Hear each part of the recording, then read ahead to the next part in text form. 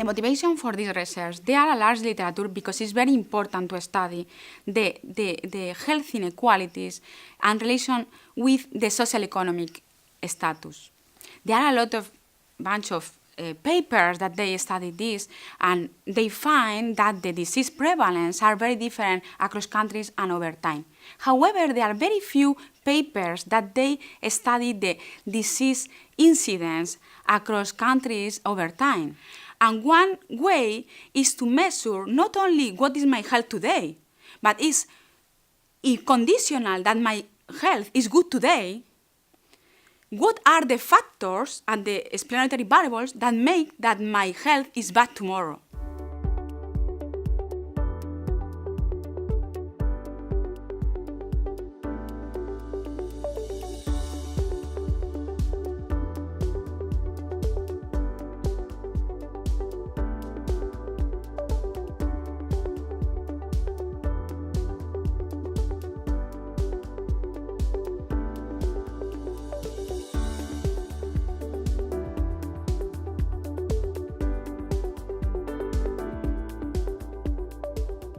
We need to use the longitudinal data because we have information for individual over time.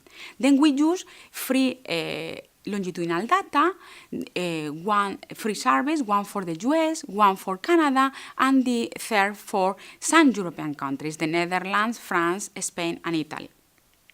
And what we do is to study the probability of this disease incidence and how the possible explanatory variables or confounders can explain this difference in the relationship between disease incidence and education level.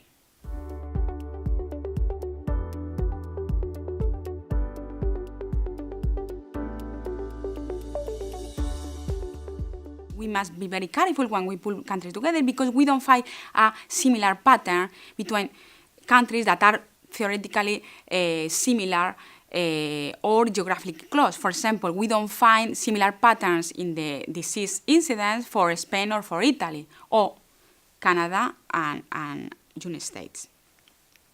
Other second result that is important is that we find that when we add sequentially the different variables, explanatory variables, we find that the weight of these explanatory variables are different across different countries and also across different health outcomes.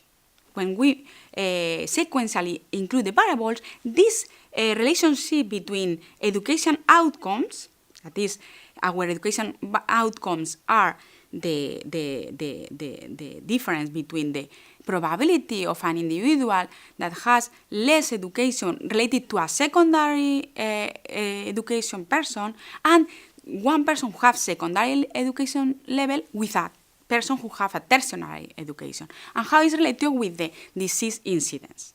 Then these variables that we have change when we add sequentially different demographic or social economic variables.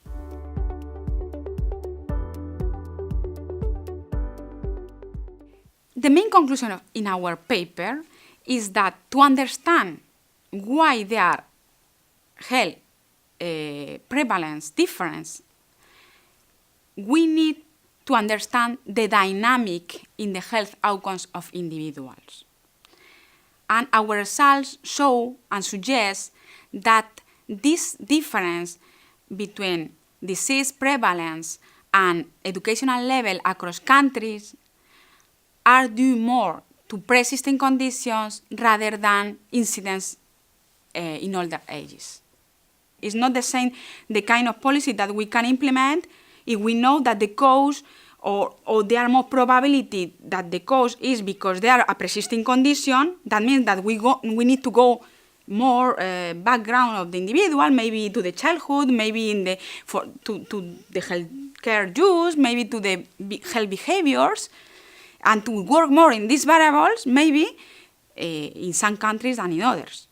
Then it's because that is important to know with this dynamic in order to know what is the relationship between education and health.